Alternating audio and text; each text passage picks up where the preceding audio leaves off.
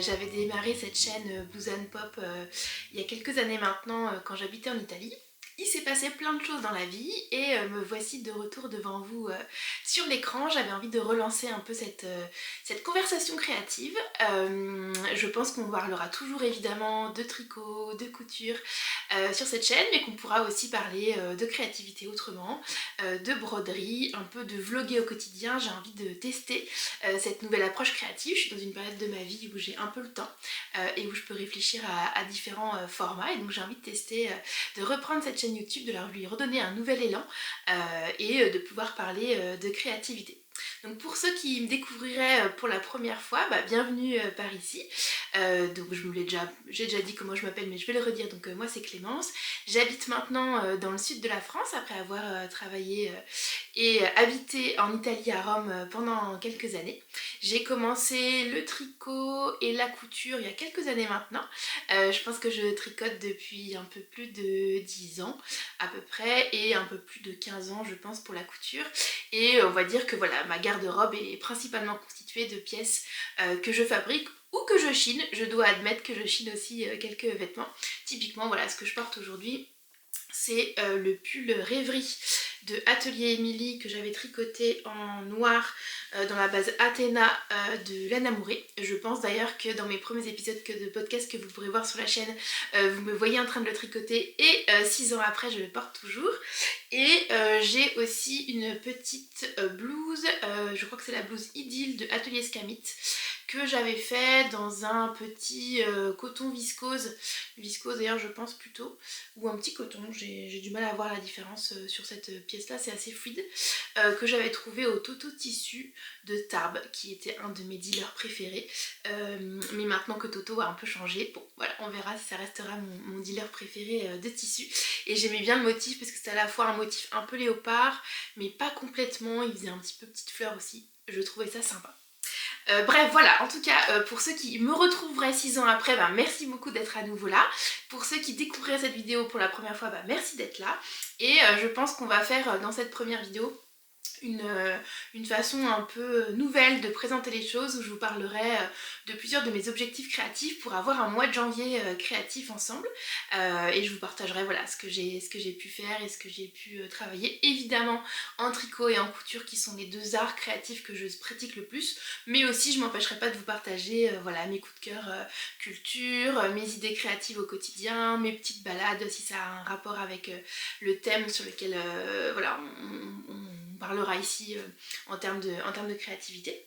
Et je voulais aussi commencer cette vidéo avec une petite FAQ très rapide pour faire connaissance, et pour ça j'ai utilisé, vous savez, un peu la trend qu'on a vu partout qui s'était appelée je crois une fille des obsessions, ou en tout cas voilà les 10 choses à savoir sur moi, et je trouvais ça amusant de vous en parler et de voilà faire connaissance par ce biais là, avant de vous laisser avec la suite du vlog et des activités créatives que j'avais envie de vous partager. Bon, j'ai pris mon petit cahier quand même pour pas oublier les petites choses particulières pour faire connaissance, je trouvais ça sympa.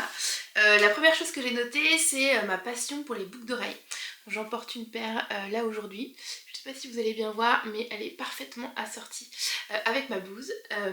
Et la particularité, donc je suis une fana de boucles d'oreilles, je pense que vous en verrez beaucoup dans mes podcasts.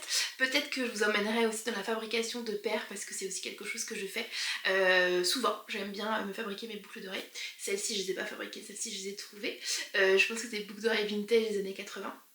Et la particularité, c'est que je suis une fan de boucles d'oreilles, mais que je n'ai pas de trous aux oreilles, donc je ne porte que des plis, que des clips, vous voyez.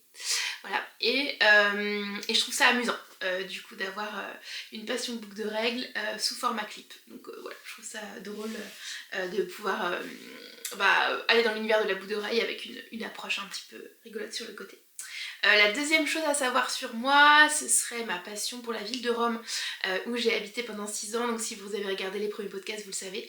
Mais voilà, j'en ai habité 6 ans avec mon chéri en Italie, et ça reste une ville qui est très chère à mon cœur, où on a tous une partie de nos amis les plus proches de nous, et voilà, une langue que j'adore pouvoir parler quand j'ai l'occasion. Voilà, donc ça c'est une deuxième chose à savoir sur moi. La troisième chose, c'est que je suis une fan de patinage artistique. Oui, j'avoue. C'est pas forcément un sport très à la mode et pourtant vous manquez des choses. Donc voilà, je regarde toutes les compétitions, les grands prix, les championnats d'Europe, les championnats du monde et je suis gâtée cette année parce que ce sont les Jeux Olympiques. Et donc j'ai hâte de voir ce que ça va donner. Voilà, plus particulièrement dans la partie danse sur glace. Voilà, donc je suis une fan de patinage artistique, donc si ça vous intéresse, n'hésitez pas à me le dire dans les commentaires pour vos pronostics, ça me fera rire. La troisième chose à savoir sur moi, bon, qui est évidemment le contenu principal de cette chaîne, c'est que je suis une fan de tricot, de couture et de créativité en général.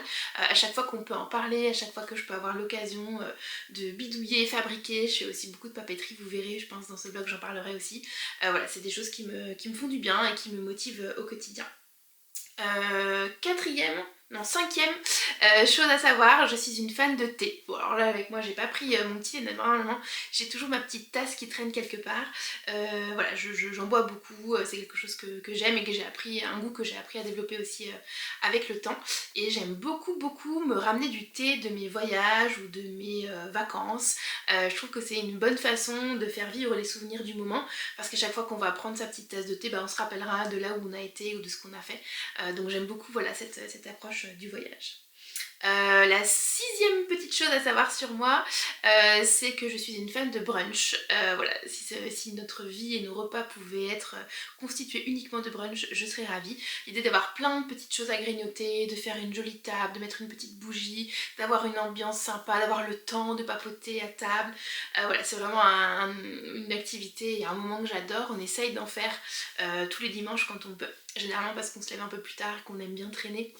Le brunch ça va aussi avec la tranquillité, avec le petit tricot qu'on commence et qu'on peut finir en finissant son thé. C'est un moment de la journée où on est entre la fin du matin, le début de l'après-midi. Voilà, j'aime bien cette phase de transition.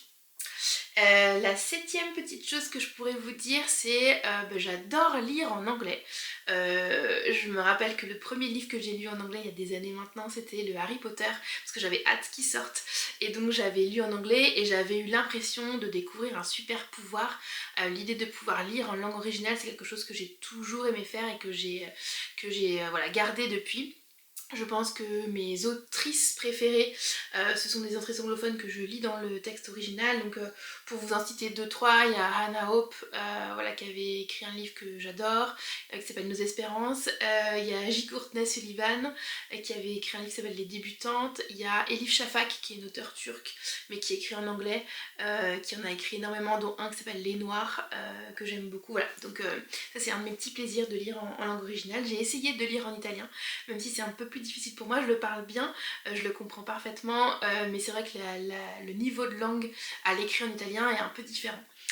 Mais j'en ai lu un cette année, donc peut-être que je vais faire ça dans mes objectifs aussi de l'année, de lire un peu plus en italien. La huitième chose à savoir sur moi, c'est que je fais du théâtre d'improvisation depuis des années. Être sur scène ça fait partie de mes petits plaisirs, ça me vide la tête et le fait de faire de l'impro aussi. Je sais pas si vous avez l'occasion de tester ou s'il y a des fans parmi vous d'improvisation, mais c'est voilà, une façon d'être sur scène et de se challenger, et une façon d'être créative aussi qui me parle beaucoup. Et on a plein de façons de faire de l'improvisation. Voilà, donc c'est quelque chose que j'apprécie particulièrement et que je fais depuis de nombreuses années. La neuvième petite chose pour apprendre à mieux me connaître, c'est ma passion pour les podcasts et pour la radio. On en rigole souvent avec mon chéri, mais c'est vrai que je peux à peu près citer la grille de France Inter et de France Culture par cœur de tête, pour vous donner une idée. Et puis j'aime beaucoup aussi les podcasts, j'écoute à la fois des podcasts d'enquête, de témoignages, on aime beaucoup les Others pour apprendre un peu à voyager, les podcasts de True Crime avec une petite mention spéciale pour les Québécois que j'aime beaucoup, dont je vais pas retrouver le nom. Si voilà, c'est Distorsion, le podcast que j'aime. Je suis une fan de l'accent québécois. J'aurais pu rajouter ça comme petite chose à savoir sur moi, mais c'est vrai que tous les podcasts tricot ou les podcasts audio que je peux écouter en québécois, j'adore. Voilà, donc j'écoute beaucoup d'audio dans mes tâches quotidiennes, quand je vais marcher, quand je vais faire mes courses, quand je suis en train de tricoter. Voilà, c'est quelque chose qui fait beaucoup partie de ma vie. Et peut-être que je vous en partagerai sans doute quelques-uns ici, soit de mes découvertes, soit de mes réflexions. Ça m'aide à nourrir un peu ce à quoi la façon dont on voit le monde finalement. Je trouve que c'est aussi important de se nourrir comme ça. Et puis la dernière petite chose à savoir sur moi, c'est que j'ai écrit un livre l'année dernière. Alors rien à voir avec le tricot et la couture, c'était plutôt en rapport avec mes activités professionnelles. Mais je me suis dit que c'était quand même un fun fact à savoir, voilà. Donc j'ai écrit ce livre, le 5e trimestre, bien vivre son retour de congé maternité, avec mon associé. Voilà, donc c'était une belle réalisation, c'est quelque chose sur lequel on a travaillé longtemps et je trouvais ça sympa voilà, de vous en parler ici parce que ça fait partie de moi et voilà, de mon travail et du petit bébé que j'ai eu la chance de mettre, voilà, de faire vivre. Et j'aime beaucoup aussi le travail de l'illustratrice Léna Pirou qui l'a mis en page. Je vous montre mon illustration préférée parce que ça fait partie de la créativité aussi. Voilà. Hop, celui-là j'adore, où la maman fait un câlin à son bébé. Et on avait un autre aussi sur le retour au travail qui est le thème de ce livre, voilà, où on vient pour la première fois retrouver ses collègues. Voilà, j'aime beaucoup le travail que Léna Pirou a fait, donc si vous ne la connaissez pas d'ailleurs en tant qu'illustratrice, vous pouvez aller voir ce qu'elle fait. Voilà pour cette petite introduction que j'espère plaisante, rapide, et puis on se donne rendez-vous dans la suite du vlog. Pour vous à tout de suite et pour moi à plus tard. Puisqu'on parle de créativité en ce mois de janvier froid et aujourd'hui pluvieux, d'ailleurs je porte mon châle, je pense que vous allez beaucoup me voir avec. C'était un châle, je crois c'est un châle de Elong avec Anna. Je ne me rappelle plus du modèle, je vous le mettrai en bas dans la barre de description, qui est un châle triangulaire avec ce très joli point de dentelle que je trouve très joli, qui a un côté plus long que l'autre et que j'avais tricoté l'année dernière ou l'année encore avant je crois en Gilliatt sel et poivre avec un petit fil de mohair. Je crois que c'est la kit silk que j'avais rajouté dedans et qui est mon petit châle épais et doudou que je porte dans la maison quand j'ai un peu froid et que j'adore. Et je me dis que ce serait peut-être pas mal d'ailleurs de me retricoter un châle un peu épais pour l'hiver dans une autre couleur, peut-être une couleur qui irait un peu mieux avec ma colorimétrie, parce que le blanc c'est pas forcément idéal pour moi. Mais je suis venue pour vous parler du projet que je suis en train de tricoter actuellement, qui est issu de ce livre qui s'appelle Maille de Nail, je sais pas comment on prononce. C'est un livre que j'avais acheté au CSF en 2023 je crois, que Solène la créatrice m'avait gentiment dédicacé. Et c'est un livre que je trouve absolument magnifique. J'adore l'ensemble des modèles. Vous avez une partie qui sont là. L'écharpe au point mousse. Ici c'est un pull que j'ai fait avec des rayures. Là c'est avec un petit point de dentelle. Là il y a un col châle. Et donc celui que je suis en train de faire actuellement, c'est le pull Garance. Donc, je vous mets une photo ici. On voit pas forcément très bien parce que c'est un petit brun, mais c'est un pull avec un peu de torsade sur le devant et sur les manches. Donc celui du devant il est relativement, enfin voilà, faut être un petit peu attentif pour le faire, et celui des manches ça va, ça se retient plutôt facilement. En tout cas voilà, j'adore, je vous montre une autre photo, j'adore ce modèle que je trouve très beau. J'aime l'ensemble de ce livre et donc décidément je fais une petite fixature à Gilliatt, mais c'est une des laines que j'adore le plus tricoter. Je tricote ce pull dans la laine Gilliatt coloris confiture de rose.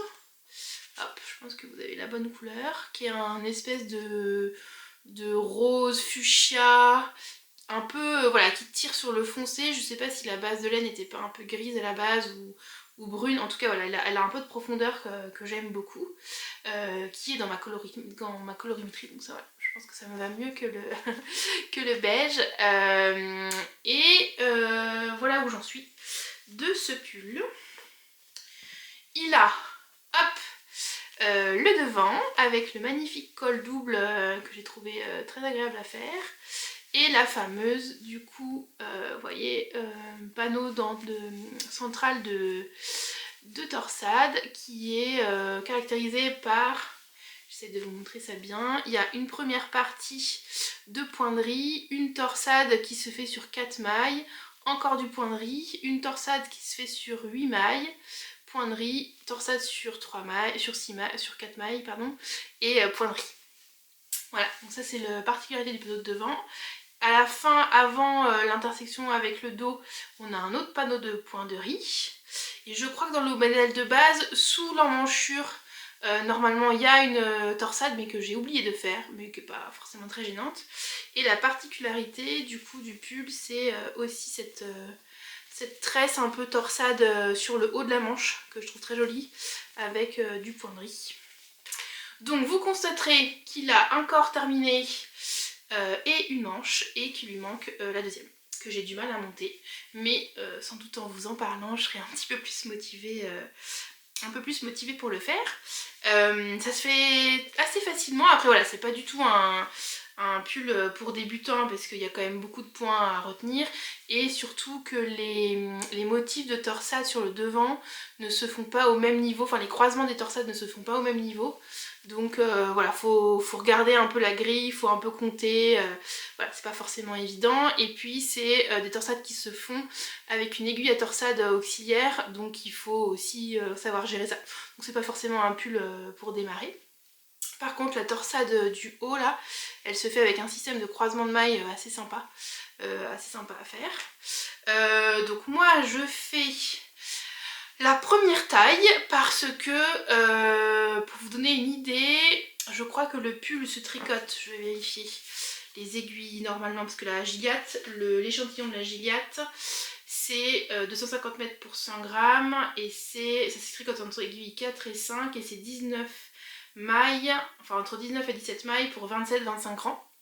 Ce qui correspondait globalement au modèle, parce que dans le modèle de base de Nail, elle le tricote avec 2 fils d'alpaga et un fil de mohair. Donc elle a vraiment un rendu plus mou. Moi je voulais vraiment un rendu plus brut, plus dur. Donc c'est le cas, hein, le pull il se tient.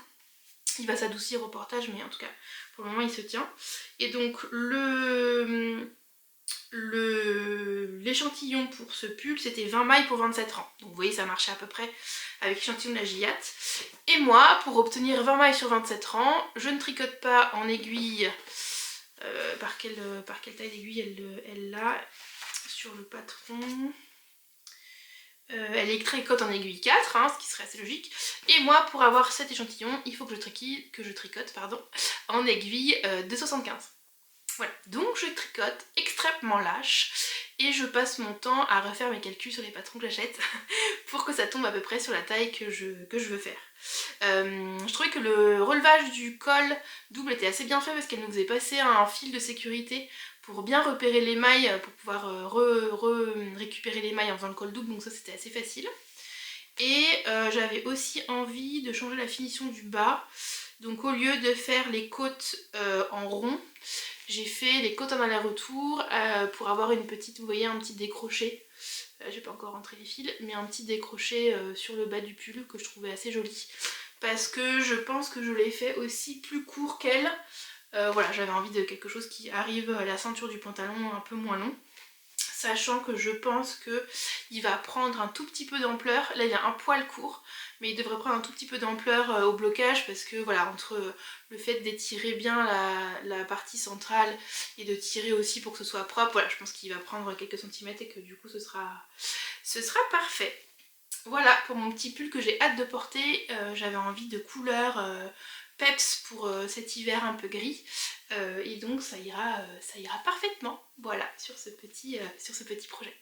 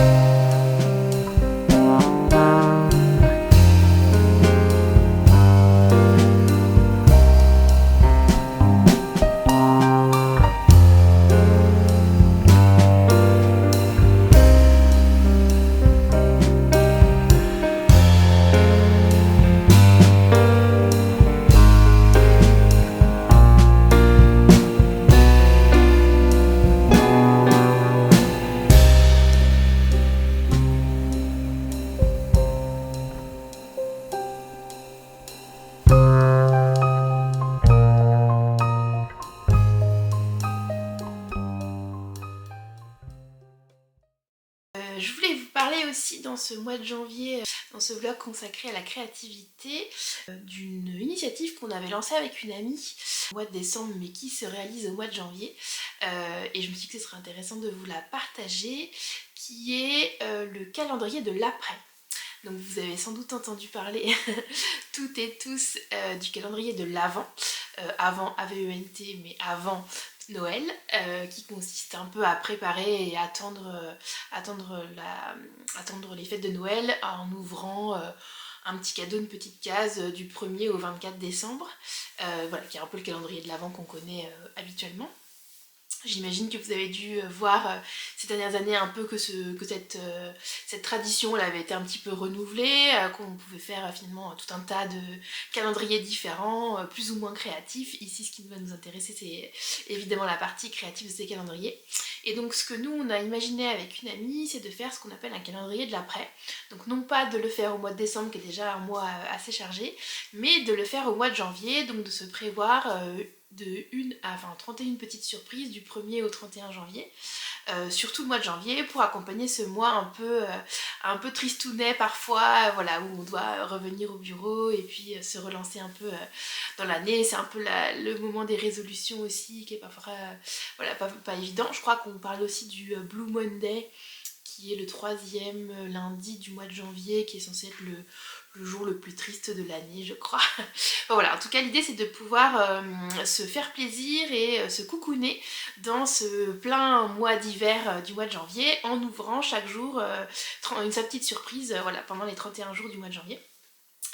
Donc ça vous pouvez le faire avec qui vous voulez, ça peut être avec votre conjoint, avec une amie, avec quelqu'un que vous connaissez plus ou moins bien. Nous on a décidé de le faire avec une amie. Et donc le principe c'est qu'on s'est préparé chacune 31 petites surprises que moi j'ai mis dans cette petite boîte. Donc ça se présente comme ça.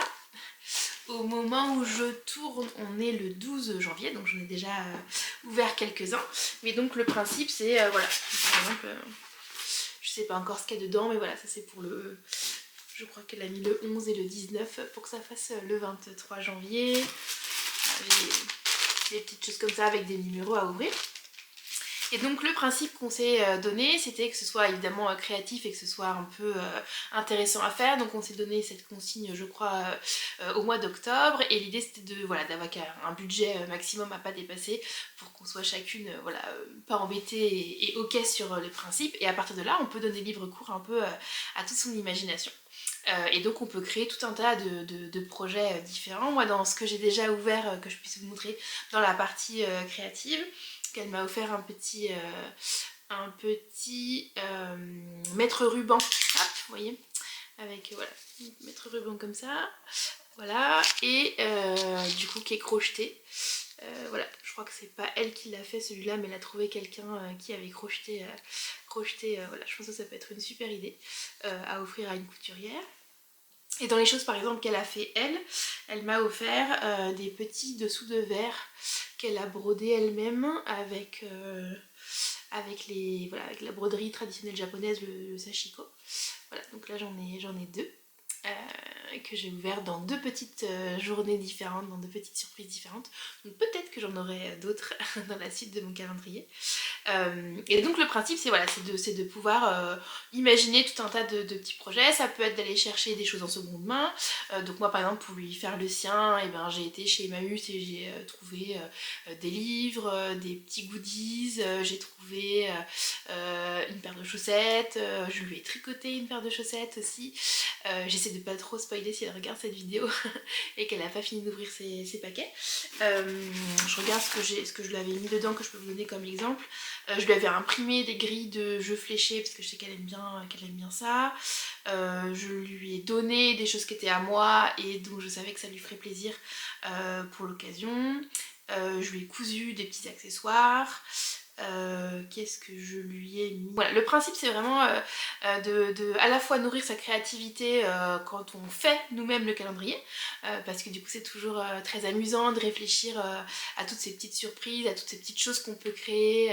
Voilà, ça peut être des dessins, ça peut être une liste de chansons, ça peut être des petites vidéos enregistrées, ça peut être tout un tas de façons de fonctionner, et en même temps le plaisir de recevoir quelque chose qu'on a vraiment pensé pour vous, en plein mois de janvier, ça crée un rituel aussi intéressant, puis du coup on s'échange l'une et l'autre voilà ce qu'on a ouvert et pourquoi est-ce qu'on a imaginé cette petite attention, donc ça fait aussi plaisir. Et puis je trouve que c'est une façon de fonctionner qui peut être très chouette pour des occasions particulières, pour un anniversaire par exemple, on peut imaginer de faire voilà, un nombre de surprises en fonction de l'âge de la personne pour les grands âges marquants, ou de demander à la famille, aux amis de participer pour créer 40 petits cadeaux par exemple pour les 40 ans, ou pour un enfant, voilà, s'il a 8 ans par exemple, on peut faire 8 petits cadeaux. Ça peut être de les ouvrir sur des temporalités, si on fait ça à l'occasion d'un mariage ou d'un pacte, ben, on peut ouvrir des surprises tous les mois. Enfin, en tout cas, je trouve que l'idée de se dire d'offrir à quelqu'un quelque chose qu'on a pensé avec des petites attentions, qu'on doit ouvrir à un certain rythme, bah, je trouve ça intéressant. Et cette idée aussi dans le calendrier de l'après, de se donner des contraintes, en se disant que c'est pas, voilà, l'idée c'est pas de surconsommer du tout, c'est justement au contraire d'être créatif dans une enveloppe et de vraiment réfléchir à des choses qui peuvent faire plaisir et laisser parler, la créativité. Donc voilà, je voulais vous partager cette initiative qu'on a lancée sur le mois de janvier, puis au fur et à mesure j'ouvrirai mes petits cabecs. Peut-être que j'insérerai une petite vidéo d'ouverture d'un de mes paquets pour que vous voyez à quoi ça ressemble. Je crois que j'ai oublié de vous dire ce que je porte parce que je porte du coup du fait main. Donc c'est un pull que j'ai tricoté cet été, ce printemps je crois. Je vais essayer de me lever un peu pour que vous voyez à quoi ça ressemble. Donc qui est avec un point dentelle et qui est assez épais. Je l'ai tricoté, donc c'est un vert sauge un peu gris. Je pense que vous voyez la bonne couleur. Je l'ai tricoté avec une laine que j'ai trouvée en seconde main chez Emmaüs. J'avais la chance d'avoir trouvé un lot de laine. C'est du 100% acrylique, mais comme j'ai acheté de seconde main, ça m'allait bien. Je pense que j'ai dû payer les 8 pelotes ou les 7 pelotes 10 €. Donc ça valait quand même le coup pour faire un projet. Et donc c'était un modèle que j'ai designé moi-même. Alors, designer, on s'entend. J'ai pris un modèle de base gratuit de Drops qui avait le bon échantillon par rapport à ma maille pour pouvoir faire un raglan. Et ensuite, j'ai inséré ce motif de dentelle. Voilà, donc c'était une maille, un jeté, deux mailles ensemble, un jeté, et puis au rang d'après on faisait le jeté avant les deux mailles ensemble, et comme ça sur chaque rang. Et du coup voilà, je voulais le faire sur tout le corps, donc voilà, je suis partie de ce modèle là. Et on construit d'abord le raglan. En même temps qu'on fait le raglan, on fait l'encolure en V. Quand on arrive à une certaine hauteur, on fait en aller-retour et on finit par un rang de côtes. Et puis après, on relève. On avait mis les mailles en attente des manches au moment où on avait séparé les manches, le devant et le dos, et on finit de faire les manches. Et j'ai fait j'ai fait quelques rangs de diminution là au niveau du poignet pour que ça fasse un petit effet bombé là qu'on voit rapidement. Donc je l'avais fini en plein été, donc évidemment je ne l'ai pas porté, mais depuis qu'il y a ces petites températures d'hiver, en ce mois d'hiver je le porte énormément. J'avais mis des petits boutons aussi que j'ai dans ma boîte à boutons que j'ai complété au fur et à mesure avec ce que j'ai récupéré de ma famille, de la famille de mon chéri, de ce qu'on a pu me donner. J'ai un ami aussi qui m'avait donné les boutons qu'il avait dans la boîte de sa grand-mère, donc j'ai quand même j'ai pas mal de boutons disponibles. Voilà, donc j'en avais cherché 4 qui allaient bien, et j'aimais bien le côté un peu tricot eux-mêmes des boutons que je trouvais sympa. Voilà, et donc vous allez voir que je ne suis pas du tout une designer tricot expérimentée, parce que mon idée c'était de faire des rayures de points qui iraient tout droit, et je ne sais pas trop comment je me suis débrouillée, mais du coup ça tourne, vous voyez, c'est un peu en biais. Et du coup, quand je m'en suis rendu compte, du coup j'ai essayé de faire mes lignes qui partent en biais dans la même direction. Et la particularité, c'est que du coup, avec mon travail en biais, oui, je pense que là vous le voyez bien, vous voyez, ça tourne autour de la manche. Donc ça fait un peu une torsade. Hop, là aussi, du coup, ça tourne. Donc je pense que quelqu'un qui tricoterait ça de façon, enfin voilà, qui voudrait faire un design plus propre aurait trouvé une façon de le faire, parce que du coup ça me décalait tout mon compte de mailles entre chaque. Donc je pense que c'est un modèle qui est impossible à écrire, donc je ne me lancerai pas dans le sujet, je bidouille mes propres affaires et ça me va bien, mais du coup voilà, si je devais le mettre en patron, je pense que ce serait assez compliqué. Mais voilà, en tout cas si vous êtes si vous êtes tricoteuse vous aussi expérimentée, finalement c'est assez facile de prendre un modèle, c'est quelque chose que je fais souvent, de récupérer un modèle de Drops qui a une construction basique qui me plaît bien. Donc là voilà, je voulais des manches raglan, donc j'ai cherché un raglan avec le bon échantillon et ensuite de rajouter un point, voilà, là ça fait de la dentelle, mais ça vous pourriez très bien aussi faire du point texturé, ça peut être voilà, tout ce qu'on veut imaginer. Mais voilà, en tout cas mon petit pull fait main dont je voulais vous parler parce que je vous dise ce que je porte aussi. Voilà.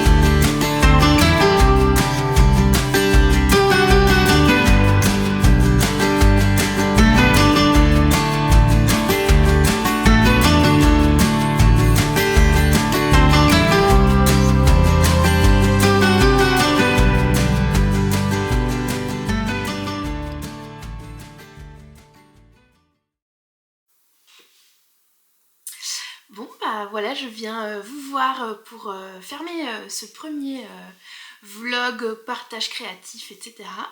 Je vais finir ce vlog en vous partageant 2-3 petites choses, voilà, pareil, créativement parlant. La première chose que je voulais vous dire, c'est, normalement vous m'avez vu réfléchir un peu sur les projets de l'année et puis essayer de réfléchir un peu à faire le bilan, à faire une approche créative que j'ai fait avec mon ami quand on allait se promener puis qu'on a un peu bricolé pour se faire des vision boards pour l'année, etc. Et je voulais vous partager une ressource qui nous avait été bien utile, qui s'appelle Year Compass. Moi j'avais la version 2024-2025, mais je pense qu'elle existe, enfin voilà, que c'est la même version 2025-2026. C'est sous licence Creative Commons, donc tout le monde peut l'utiliser, voilà, tant qu'on cite les sources, et ça permet à la fois de faire le bilan de l'année passée et de réfléchir à l'année qui vient. Donc par exemple, voilà, je vais vous citer, on peut faire un point sur ce qu'a été son année en termes de vie perso, amis, relaxation, santé mentale, carrière, études, etc. Donc ça c'est pour l'année passée par exemple. Qu'est-ce qu'on lâche en 2025, qu'est-ce qu'on pardonne 2025, etc. Et puis sur l'année future, par exemple il y a des questions sur les 3 choses, les 3 personnes qui vont être mon soutien pour 2025, les 3 choses les plus importantes que je vais accomplir, les 3 choses que je vais oser découvrir, les 3 choses auxquelles j'aurai le pouvoir de dire non. Enfin voilà, c'est des petites phrases et des petites idées relativement classiques sur il peut y avoir un mot de l'année ou une intention de l'année, etc. Voilà, en tout cas si c'est quelque chose qui vous parle, je vous le conseille. C'est assez conséquent. Moi je l'ai plutôt utilisé pour picorer les choses qui me parlaient et puis laisser ce qui me parlait pas. La deuxième chose que je voulais vous dire, toujours en matière de créativité et d'actualité au mois de janvier, c'est les vœux. Moi ça fait quelques années, je pense que ça doit faire la 2e ou la 3e année que je fais ça, où j'envoie mes vœux à mes personnes proches. Je trouve que ça fait toujours très plaisir de recevoir du courrier, on n'en reçoit plus beaucoup, et la petite intention écrite à la main, ça fait quand même toute la différence. Voilà, donc je le fais pas pour tout le monde et à tout va, mais à mes amis les plus proches, j'essaye de le faire, et je rajoute une petite case créative à ça. Voilà, vous avez dû voir, j'aime bien un peu bricoler aussi avec mes petits bouts de papier. Donc ça c'est les cartes que j'ai fait cette année. Hop, je vous la rapproche pour que vous voyez, je me cache un peu. Donc mon idée c'était de faire des petites cartes où du coup j'ai colorié sur du canson classique, et j'avais découpé des petits mots, des petites phrases que je trouvais sympa dans n'importe quel journal voilà, que vous avez sous la main, et donc je me suis amusée à faire ça dans un premier temps, puis après je les ai assemblées pour faire des petites phrases poétiques. Voilà, j'ai fait toutes mes cartes. J'essaierai peut-être de vous insérer ici une photo de toutes celles que j'ai fait pour cette occasion, de celles que j'ai envoyées, mais voilà, en tout cas j'en ai une encore sous la main parce que j'ai pas encore envoyé à une amie qu'il faut que je termine et que je fasse. Mais voilà, par exemple là ça devient une balade créative, des sentiers battus, un moment hors du temps, sous un merveilleux ciel étoilé, prendre une bouffée d'air frais. Voilà, donc c'est juste pour envoyer ça. Donc c'est des choses qui sont faciles à faire, qui coûtent pas grand chose, mais qui font forcément toujours plaisir. Et voilà, je sais que mes amis apprécient, que ça peut être une idée pour vous, si vous avez l'âme créative, de pouvoir envoyer ces petits vœux. Et je termine avec du tricot parce que c'est quand même l'objectif aussi de ce podcast. Donc aujourd'hui je porte pas un tricot fait main, je porte un pantalon fait main qu'on verra ici, qui est un pantalon que j'ai fait il y a pas mal d'années, qui est le pantalon dressed d'Erendou, que j'avais fait dans un Prince de Galles un peu à paillettes, qui est un peu stretch et que je mets tout le temps. Voilà, donc ça c'est la seule chose que je porte de fait main aujourd'hui. Et mon pull, c'est un pull vintage que j'ai chiné ce week-end. Voilà, donc c'était une trouvaille, donc j'étais contente. Il me faisait penser un peu au pull. Il a des petites manches ballons ici. Il a un petit motif un peu rétro vintage et une coupe sympa. Donc voilà, donc j'ai craqué en friperie sur ce projet. Mais donc, pour vous parler de tricot, qui était quand même mon dernier projet, je voulais vous dire que j'avais monté du coup un nouveau projet qui est une paire de chaussettes. Et du coup voilà, c'est cette paire de chaussettes, donc je vous la rapproche pour que vous voyez bien. Hop. Avec un beau motif graou. Donc ce qui m'en a donné l'idée, c'est que j'ai été aux puces des couturières à côté de chez moi et que j'ai trouvé cette pelote de langue. Voilà, une pelote pour faire des chaussettes. Du coup j'ai eu tout de suite envie de la monter. Je trouvais que la couleur était vraiment très jolie en ce violet. Voilà, j'aime beaucoup le violet en ce moment. Et donc j'ai eu l'idée de faire ces chaussettes. Alors il faut que je vous redonne le nom. Je crois que c'est les Wild Sock, mais je vous mettrai dans la description en bas voilà, les infos sur la paire de chaussettes que je tricote. Mais en gros le principe c'est on a une paire de côtes, ensuite on a un motif graou, ensuite on a une rayure, et là je suis en train de faire le deuxième motif. Donc on a 3 répétitions de rayures graou sur la tige de la chaussette, et puis après c'est tout uni directement ensuite. Mais voilà, je trouvais ça sympa, donc j'ai monté ça hier soir et j'étais contente de mon premier passage, évidemment, normalement. S'il y a une suite, si ce podcast vous a plu, si ce vlog créatif vous a plu, il devrait y avoir un deuxième qui suit, et donc vous aurez du coup la suite des chaussettes. Je voulais vous remercier de m'avoir suivi. N'hésitez pas à me laisser des commentaires ou à me poser des questions pour qu'on puisse engager cet échange créatif entre nous.